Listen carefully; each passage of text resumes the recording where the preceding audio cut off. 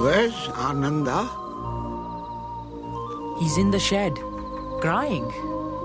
He thinks you're going to die. Go and get him. Oh, I'm tired, Siddhartha Gautama. My body feels like an old cart held together with straps. Ananda, all of us sooner or later have to leave what we love. But Master, I am not ready for you to die. You don't need me. I've told you all I can. And what I've told you is like the ocean. The further you go in, the deeper it gets. But I can hardly swim yet.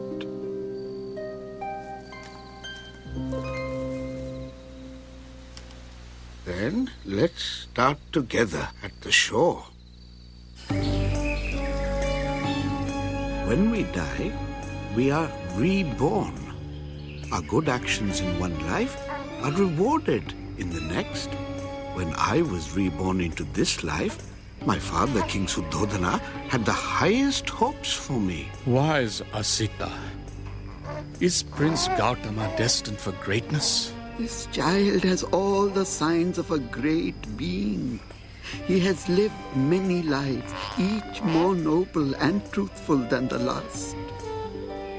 He will become either a great ruler or a teacher of great truths. What will decide it? He will decide. I want him to be a great king like me. And I think he will have no need to leave this palace.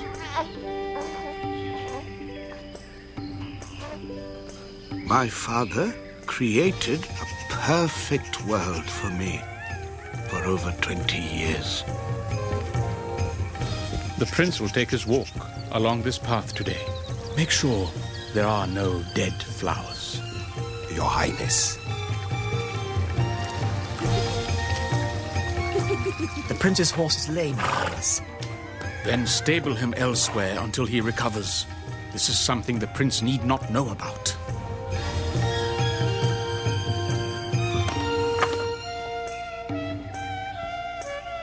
My father gave me everything I could possibly desire. I had no need to ask for anything, but there were some things that even my father couldn't control.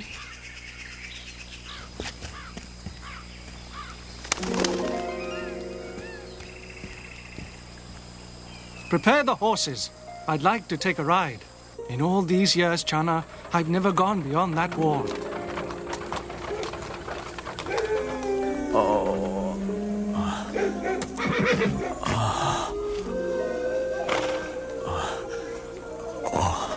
Who has painted his hair white? Why does he move so slowly? Is it a dance? He is old. What is old? It happens to all of us in time. The skin dries, the hair loses its color, and the body becomes weak. That is old. It happens to all of us?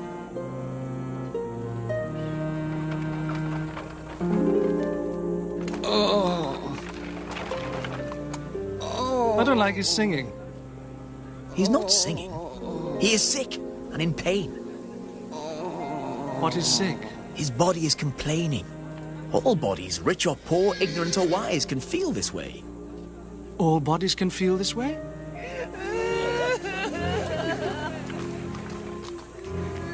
How can he sleep with all that noise around him? This is a dead man. He is not asleep. His life has gone. Is this the only dead man in the world? I'm afraid not, my prince. Death comes to every living thing. Take me back, Channa.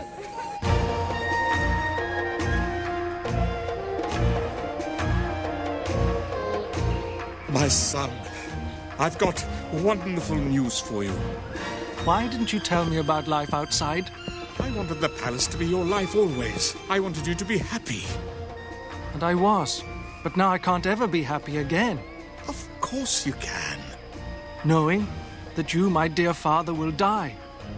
That my wife may get sick. That Channa and I will grow old and weak. This is not the time to think about death. I have wonderful news. You have a son. I have a son. He was beautiful. And of course I wanted to be glad, but now I knew that he too would have to suffer sickness, old age, and finally death.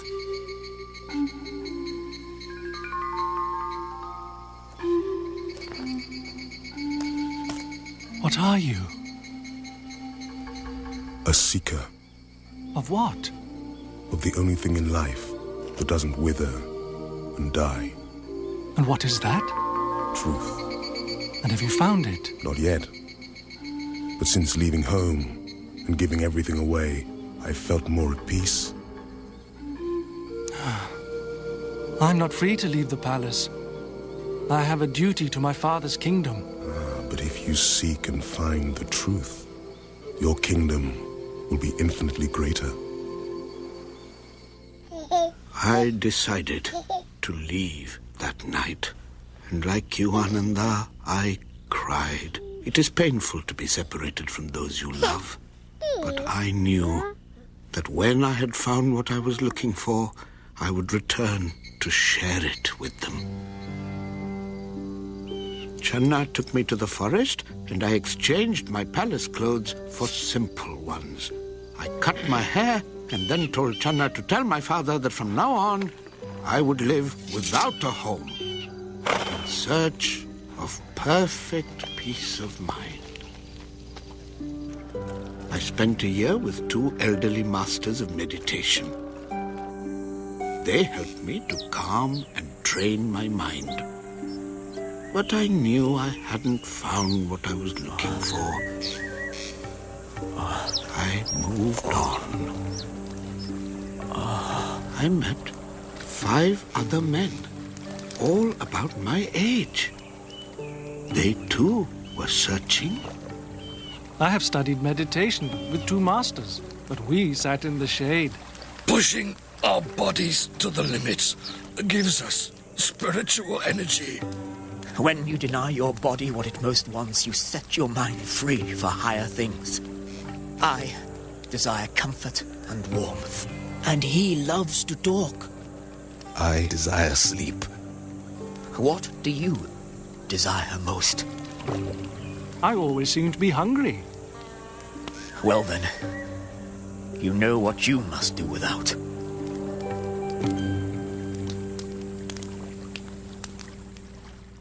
I starved myself for 6 years. By the end, I was eating 3 sesame seeds a day. And yet, the only thing that I could be certain about was that I was close to death. As I prepared to die, I thought of my son and remembered a moment when I was about his age, the meaning of which I suddenly understood.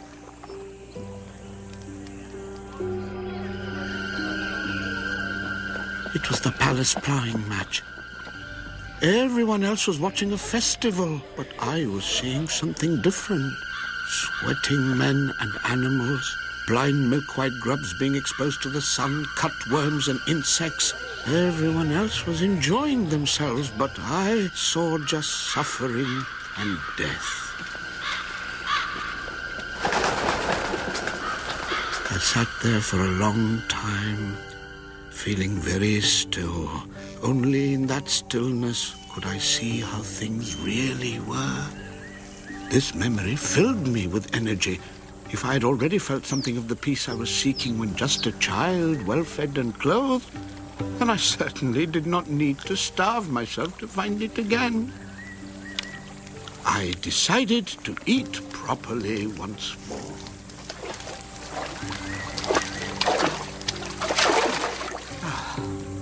Much to the disgust of my companions.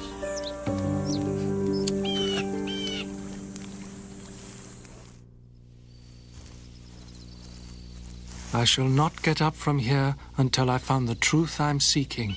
That special awareness, enlightenment. But the mind has a terrible enemy.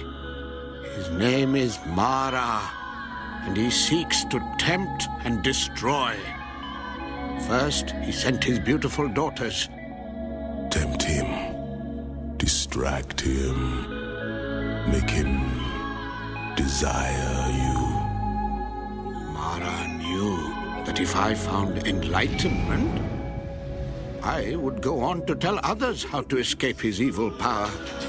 I had to find that moment of stillness again. So, you ignore my daughters. Well, you shall feel the fury of my army.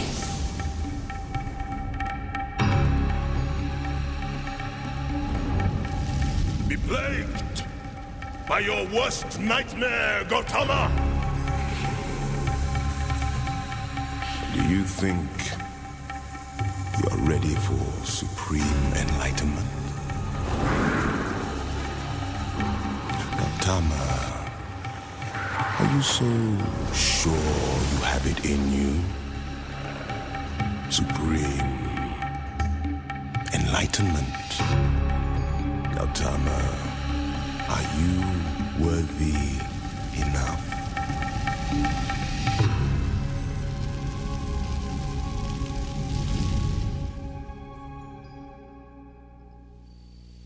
But as I touched the earth spoke.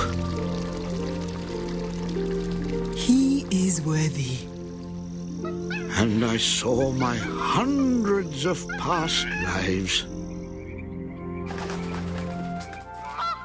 And I saw how what I had done in one life influenced the next.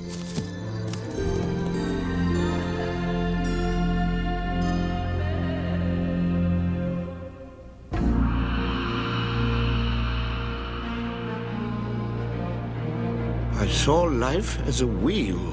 For some, always moving upwards. For others, always falling downwards.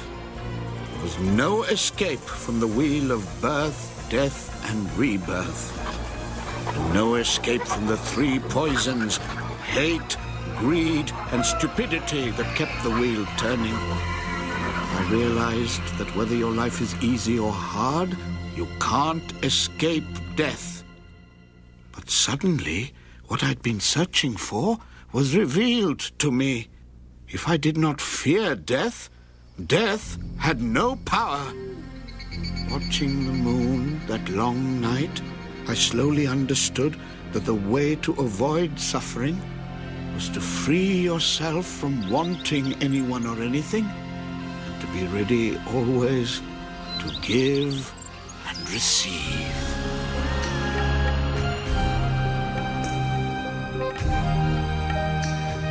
I had found enlightenment.